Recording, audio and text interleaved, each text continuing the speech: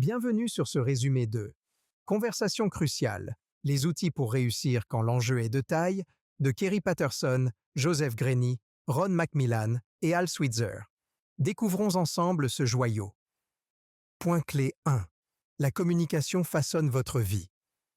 Les conversations cruciales ne sont pas des discussions ordinaires, mais des discussions qui ont beaucoup de poids et qui peuvent changer la trajectoire de votre vie. Elles surviennent généralement quand il y a une divergence d'opinion ou un enjeu important. Par exemple, quand vous souhaitez obtenir une promotion, que votre patron n'est pas d'accord avec vous ou que la croissance de votre entreprise est plus lente qu'elle ne le devrait, il y a une forte pression pour que vous soyez performant. La nécessité de ce type de conversation peut également se faire sentir dans votre vie personnelle quand vous êtes confronté à un conflit émotionnel avec votre conjoint ou vos proches. La raison pour laquelle ces discussions sont jugées cruciales est qu'elles peuvent avoir un impact profond sur votre vie quotidienne. Cependant, de nombreuses personnes les évitent de peur d'aggraver la situation. Au lieu d'affronter le problème, ils recourent à des stratégies telles que l'envoi d'un mail ou d'un message vocal, ce qui ne fait qu'aggraver le problème. Le pouvoir de diriger vient du fait que l'on discute ouvertement et honnêtement des questions émotives, litigieuses et à fort enjeu dans toutes les relations, sur le lieu de travail, dans les organisations et dans les communautés. Les conversations cruciales demandent que l'on passe d'une vision négative des conflits à une vision positive. Ces conversations demandent du courage, de la patience et de bonnes compétences en matière de communication. Il est essentiel d'avoir l'esprit ouvert et d'être prêt à écouter le point de vue de l'autre personne. Quand vous abordez ces conversations avec empathie et compréhension, vous créez un environnement dans lequel les deux parties peuvent exprimer leurs préoccupations et travailler à la réalisation d'un objectif commun. Les discussions cruciales peuvent être inconfortables, mais elles sont nécessaires à la croissance et au développement. Vous pouvez améliorer vos relations, vos performances professionnelles et votre bonheur général en apprenant à les gérer efficacement. Rejoignez-nous dans ce voyage à travers les mers agitées des conversations cruciales. Point clé 2. Construire une piscine et la remplir de sens profond. La plupart d'entre nous pensent que pendant une conversation cruciale, nous devons choisir entre deux options inacceptables. Être honnête et risquer de se mettre un ami à dos, ce que l'on appelle souvent le choix du fou. Mais il existe une minorité qui refuse de faire ce choix. Avec des objectifs différents des autres, ce groupe est 100% honnête et respectueux de l'autre partie pendant une conversation cruciale. Ces personnes savent dialoguer. Cette communication ouverte favorise la compréhension et la confiance mutuelle, ce qui permet de résoudre les problèmes et de prendre des décisions plus efficacement. Le dialogue permet également de réduire les malentendus et de promouvoir un sentiment d'inclusion et de respect parmi les participants. Les interlocuteurs compétents utilisent l'écoute active et d'autres techniques pour encourager le partage de points de vue différents, ce qui permet de mieux comprendre des questions complexes. En fin de compte, l'engagement dans un dialogue peut conduire à un développement personnel et à une appréciation plus profonde des expériences et des points de vue d'autrui. Tout le monde a des idées préconçues, des préjugés et des hypothèses concernant le sujet de discussion. Chacun d'entre nous a des significations distinctes qui guident et éclairent sa vie quotidienne. Les intentions des participants à un dialogue vital sont parfois différentes. Les opinions varient. Prenons l'exemple de deux personnes. Elles peuvent avoir des points de vue opposés car leur histoire est unique. Cependant, ensemble, elles créent un réservoir de sens partagé. Laissez votre adversaire s'exprimer. Vous obtiendrez ainsi les données nécessaires pour mener une conversation efficace. Les personnes qui maîtrisent l'art du dialogue permettent à chacun d'ajouter son grain de sel à la masse commune. En fin de compte, même les idées les plus controversées ou incorrectes, ou celles qui vont à l'encontre de leurs convictions, se retrouvent dans le pot commun. Il n'est pas nécessaire d'être d'accord avec toutes les déclarations. Il suffit que toutes les idées soient exposées au grand jour. Les groupes élargis rendent de meilleurs jugements, car ils disposent d'un plus grand réservoir de sens partagé dans lequel puiser. Cela se produit, car les participants à la discussion disposent d'informations plus précises et plus pertinentes, ce qui leur permet de prendre des décisions plus éclairées. Le saviez-vous? Il existe une règle de communication 7-38-55. 7% de la communication est transmise par les mots, 38% par le ton de la voix et 55% par le langage corporel. Ces données soulignent l'importance des signaux non verbaux dans une communication efficace. Point clé 3. Déchiffrer le code des conversations cruciales. Aucune conversation cruciale ne peut aboutir sans une bonne attitude bienveillante. Dès qu'un sujet important est mis en avant, votre comportement se dégrade et votre cœur se déséquilibre. Mais ce n'est pas l'essentiel. Le vrai problème, c'est que vos motivations s'érodent et que vous en arrivez à croire que l'autre partie est la source de vos problèmes. Ce point de vue vous empêche de prendre les mesures nécessaires pour ouvrir une ligne de communication et aller de l'avant. Les personnes qui dialoguent volontairement décident que la meilleure façon de faire fonctionner un dialogue est de commencer par leurs attitudes. Elles affirment le principe « travailler sur moi d'abord, sur nous ensuite » et comprennent qu'elles ont plus de chances d'en tirer profit si elles améliorent leur approche. Elles réalisent qu'elles ne peuvent influencer réellement que leur propre attitude. Ainsi, même si vous avez besoin ou envie que les autres changent, la seule personne que vous pouvez continuellement inspirer, stimuler et façonner, avec toutes les chances de succès, c'est vous. Les meilleures compétences en matière de communication naissent de l'introspection et de l'amélioration de soi. Et, car vous vous efforcez constamment d'améliorer vos aptitudes à la conversation, vous vous distinguerez comme le meilleur participant à toute conversation. Pour mettre votre cœur à l'ouvrage, commencez par clarifier ce que vous voulez. Vous pouvez dire « J'aimerais que mon conjoint soit plus fiable. J'en ai assez d'être déçu par ses promesses non tenues. » Ensuite, précisez ce que vous ne voulez pas. Par exemple, « Je ne veux pas d'une dispute inutile et colérique qui provoque des émotions terribles et n'aboutit pas à un changement. » Enfin, combinez ces deux parties cruciales en une question de type « et ». Cela vous amènera à sortir des sentiers battus et à développer des solutions nouvelles et bénéfiques. Vous pouvez vous demander « Comment puis-je avoir un dialogue ouvert avec mon conjoint sur le fait de devenir plus digne de confiance et le mener sans blesser ses émotions ou perdre notre temps ?» Essayez de prévoir la conversation et créer un scénario fictif. Cela vous donnera de l'influence dans une situation réelle. Point clé 4. Les signaux d'alerte et comment sauver une conversation cruciale. Toute conversation cruciale se compose du sujet et de la dynamique, qui implique les réactions des participants à l'échange d'informations. Les bons interlocuteurs se rendent compte que leurs réponses prennent une tournure négative et prennent des mesures pour y remédier. Il est essentiel d'évaluer votre adversaire et de lui répondre dans le cadre d'un dialogue. Pendant une conversation cruciale, 3 signaux d'alerte sont à surveiller. Le premier est l'apparition d'indicateurs corporels tels qu'un ventre tendu, des yeux secs ou des mains crispées au cours d'un débat quotidien qui devient soudain crucial. Votre comportement peut également changer, par exemple, vous commencez à parler plus fort. Le deuxième signal se produit quand la sécurité est en jeu, ce qui provoque de l'effroi et un manque d'informations dans le réservoir de sens partagé. Le troisième est votre comportement sous pression, quand vous êtes tellement concentré sur votre argument que vous ignorez les sentiments des autres. Vous devez d'abord vous désengager du sujet pour remettre de l'ordre dans une conversation cruciale. Vous pouvez rétablir un objectif commun en persuadant l'autre personne que vous êtes engagé dans sa réussite et que vous vous souciez de ses objectifs, de ses intérêts et de ses valeurs.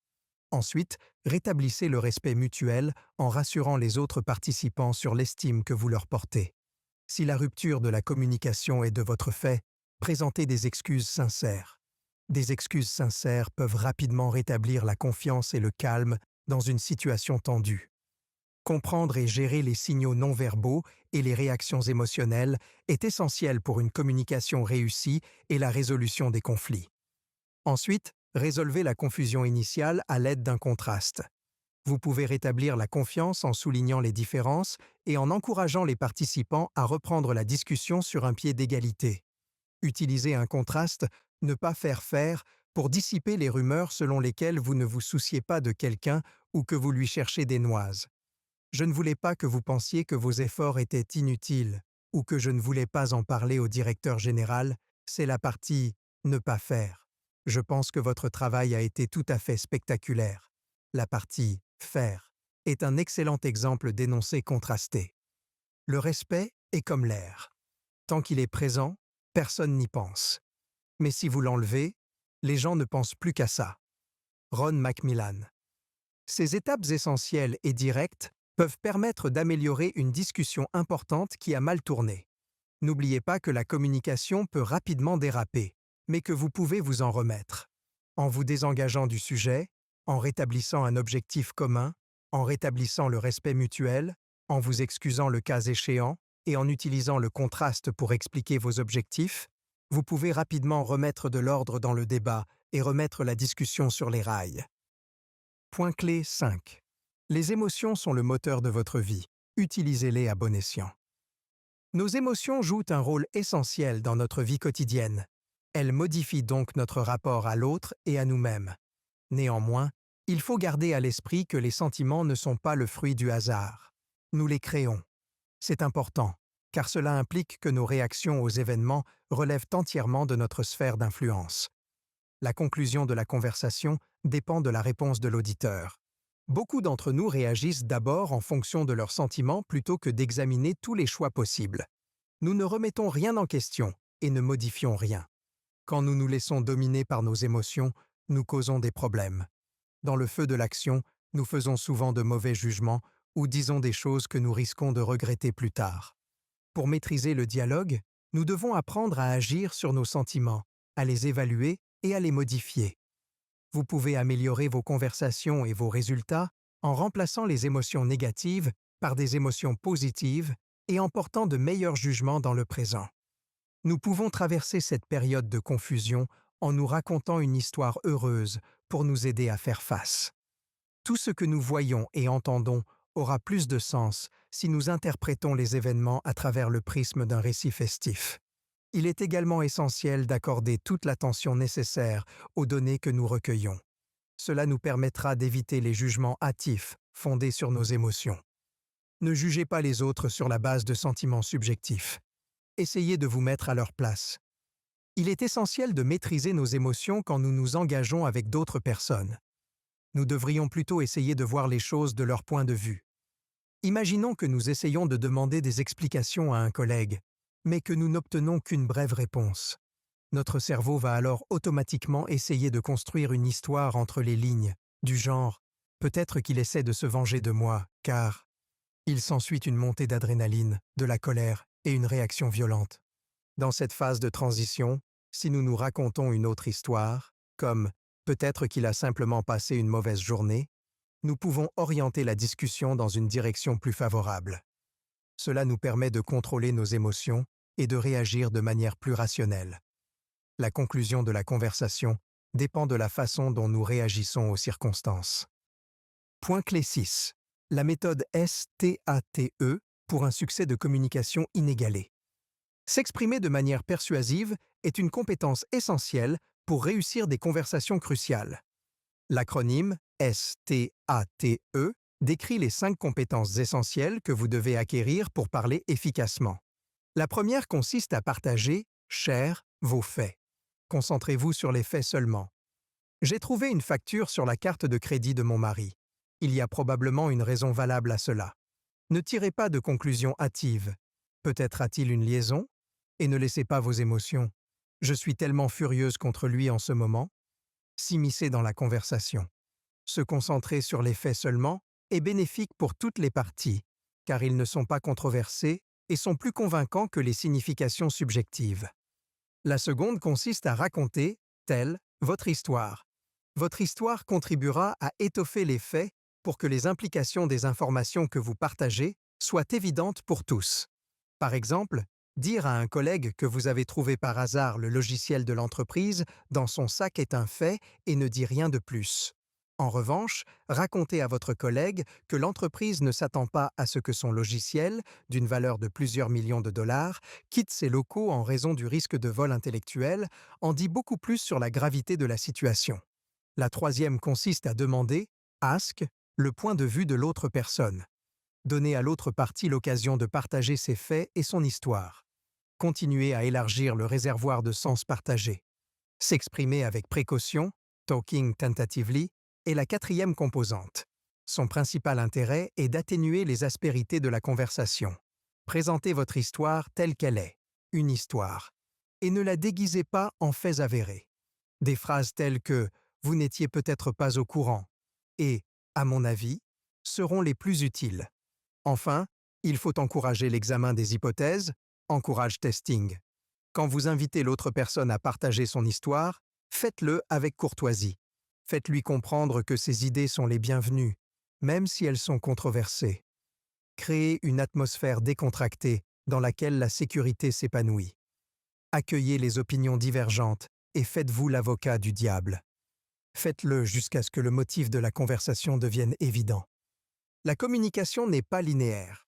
Il faut savoir s'adapter et essayer différentes stratégies pour la rendre fructueuse. Point clé 7.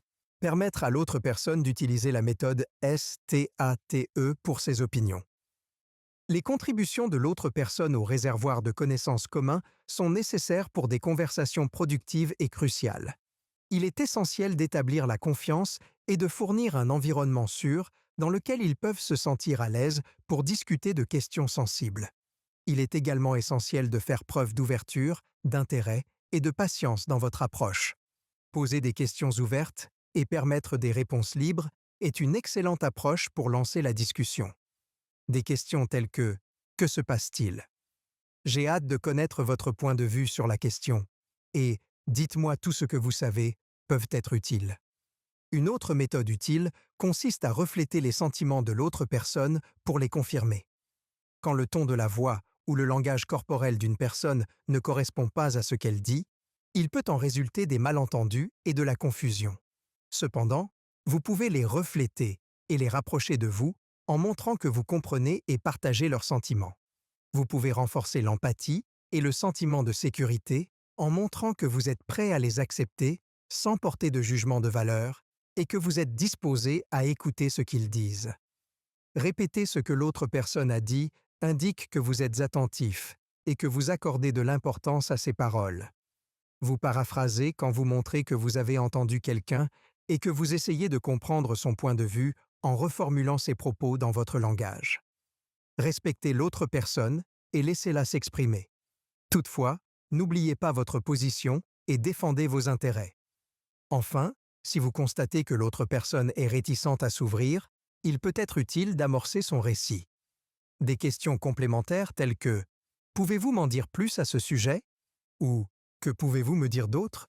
peuvent l'inciter à s'exprimer davantage. Rappelez-vous que vous devez respecter votre point de vue et protéger vos intérêts tout en vous efforçant d'offrir un espace sûr à l'autre personne pour qu'elle puisse s'exprimer. Il peut être difficile de trouver le juste milieu entre ces deux objectifs. Pourtant, avec de l'expérience, vous pouvez mener des dialogues essentiels productifs qui donnent d'excellents résultats. Le réservoir de sens commun est le lieu de naissance de la synergie. Kerry Patterson. Point clé 8. Transformer les conversations cruciales en actions et en résultats. Passer du stade de la discussion et de la prise de décision à celui de l'action implique un ensemble unique d'obstacles. Les décisions n'ont que peu de valeur si elles ne sont pas suivies d'actions et deviennent inutiles sans un plan d'exécution. Cela signifie que vous avez besoin d'une stratégie pour mettre en œuvre les choix effectués au cours de la discussion. Le risque de rupture est plus grand au début et à la fin d'un dialogue crucial, ce qui en fait les sections les plus difficiles. Il est donc essentiel de créer un environnement dans lequel les gens se sentent à l'aise pour s'exprimer dès le début. De même, le choix d'un moyen approprié pour clore la discussion sans contrarier qui que ce soit est un exercice d'équilibre délicat. Pour faire face aux défis potentiels de la prise de décision, il faut déterminer comment le dialogue pivot conduira à des choix. Une décision peut être prise par consensus, par une figure d'autorité ou avec un large soutien. Des considérations telles que les personnes qui seront affectées par la conclusion, celles qui disposent des informations nécessaires pour faire le meilleur choix et celles qui devront travailler ensemble pour mettre la décision en œuvre sont également cruciales. Le but ultime de l'activité de communication est d'en retirer quelque chose. Sans résultat, tout dialogue est vain. Vous pouvez utiliser la structure « qui fait quoi, par quoi et comment » pour transformer les choix faits au cours d'une discussion en tâches concrètes. De cette manière, chacun sait qui est responsable de quoi, quelle est la date limite et comment il doit suivre ses progrès. Chacun sait ce qu'il doit faire et pourquoi, et peut se sentir habilité à prendre des décisions et à mener à bien des projets. Il est essentiel de documenter les résultats des discussions cruciales. Les normes relatives à l'établissement de rapports sur les progrès accomplis et les jugements qui ont conduit à ces réglementations en font partie. Cela permet aux gens de rester honnêtes par rapport à leurs engagements et de susciter des discussions plus approfondies à l'avenir. En conclusion, faire des choix dans des dialogues cruciaux n'est qu'une pièce du puzzle. Une stratégie visant à traduire ces choix en tâches réalisables est aussi cruciale que la conversation elle-même. L'utilisation d'un cadre tel que qui fait quoi, par quoi, quand et comment permet à chacun de connaître ses responsabilités et d'être tenu de respecter des normes élevées. Conclusion du résumé. Une conversation est un processus comportant de nombreuses variables. Un X erroné peut rendre l'ensemble de l'équation fausse. Cependant, notre pouvoir est de trouver l'erreur et de la corriger. En utilisant les stratégies de communication présentées dans ce résumé, vous pouvez renverser la vapeur et ramener la question essentielle dans le dialogue.